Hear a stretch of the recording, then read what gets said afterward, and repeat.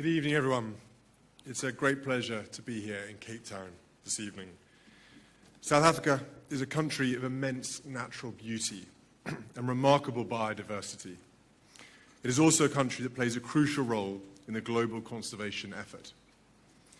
Unfortunately, the troubling reality that we face is that our planet's natural systems are rapidly approaching an irreversible tipping point, driven by unprecedented nature loss and climate change. Since 1970, we have witnessed a staggering 73% decline in the average size of global wildlife populations. That figure alone highlights the fragility of our ecosystems and the urgency of our mission. The illegal wildlife trade is a key driver of this decline, putting countless species at risk. It is a far-reaching problem that also undermines security and governance worldwide. Beyond its impact on nature, it fuels organized crime and it often entangled with other illicit activities like drug smuggling, arms trafficking, and human exploitation. The growth of these criminal networks fosters environments where violence against law enforcement and conservationists becomes commonplace. And crucially, this crisis is not confined to any one region. The ripple effects are profound for us all. The overexploitation of nature, catalyzed by the illegal wildlife trade, is a major contributor to biodiversity loss. Without nature and healthy ecosystems, there is no guarantee of food security, no guarantee of clean water, and no guarantee of prosperous economy. This is a significant and complex challenge, one that varies across regions but remains deeply interconnected on a global scale. It demands collective responsibility across borders and industries, as articulated by world leaders at the recent UN Biodiversity Conference in Colombia. Since its creation a decade ago, United for Wildlife has become a catalyst for this kind of collaboration. It has grown into a global movement, uniting over 400 partners across 6 continents. I am proud of what we have achieved together, and I'm delighted to see so many of the people who have been key to our success gathered here in Cape Town for this summit. It is a testament to the power of partnership, bringing together law enforcement, financial institutions, transport networks, and conservationists to combat this global challenge. In the last 10 years, United for Wildlife has driven significant results supporting operations on the ground. Our partnerships with the UNODC, Interpol, and the Financial Action Task Force have been instrumental in disrupting the financial flows that sustain wildlife crime, making it harder for traffickers to profit from their destructive activities.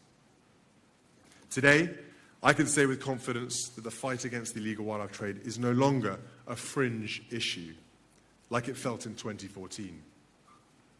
It has become a priority for global leaders and a focus for many of the world's largest businesses. We have seen key markets for illegal wildlife products close in the last decade, starting with the US, followed by the UK, Singapore, and China. We have seen laws strengthened, vital UN resolutions agreed, and a growing understanding of the global effort needed to combat this crisis. While these international achievements are crucial, we must also recognize the people on the front lines, the rangers, the indigenous peoples, and the local communities who are the guardians of our planet's most precious resources. Rangers are fundamental if we are to meet our global conservation targets for 2030 and prevent the dangerous tipping points that threaten our planet. These people do far more than protect wildlife. They are educators, they are community supporters, and they help regulate the sustainable use of natural resources. We've just heard about the remarkable work of 2 exceptional rangers who embody the dedication of many conservation heroes worldwide. They have successfully fostered community engagement and integrated traditional with contemporary conservation practices. Yet far too often, they lack sufficient support, with rangers in particular facing inadequate pay and protection. This has come into even sharper focus over the past 2 years, following the murder of Anton Mzimba here in South Africa. Anton was assassinated in his home for doing his job, protecting the incredible biodiversity of this country. And globally, 1,400 rangers have been killed in the past decade. We cannot protect our planet without a well-supported workforce. Currently, fewer than 300,000 rangers are working globally, but estimates suggest we need 5 times that to properly meet our conservation commitments. That is why I'm proud to announce that United for Wildlife, in collaboration with the Game Rangers Association of Africa and Tusk Trust, is launching a new life insurance product specifically designed for rangers across Africa. This initiative aims to ensure that rangers receive much-needed life insurance cover, giving them and their families reassurance that they are protected for the dangerous job they do. It'll be led by those who protect nature, for those who protect nature, with a focus on setting best practices. A leadership council of experienced rangers will guide this initiative, ensuring that it remains rooted in the needs and experiences of those on the front lines. I'm delighted that through this initiative, United for Wildlife is joining forces with other organisations, such as the Universal Ranger Support Alliance, the International Ranger Federation, to strengthen this crucial work. A strong and supportive frontline is essential to ending the illegal wildlife trade, but our efforts cannot stop there. We must adopt a holistic approach, understanding the social, economic and environmental factors that drive this trade. We must work closely with local communities, ensuring that they are at the heart of conservation solutions. South Africa offers valuable lessons to us all in this regard.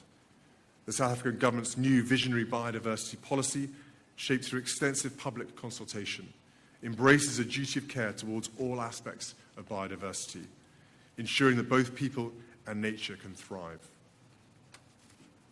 It rightly acknowledges that conservation cannot succeed without the support of the people living alongside wildlife.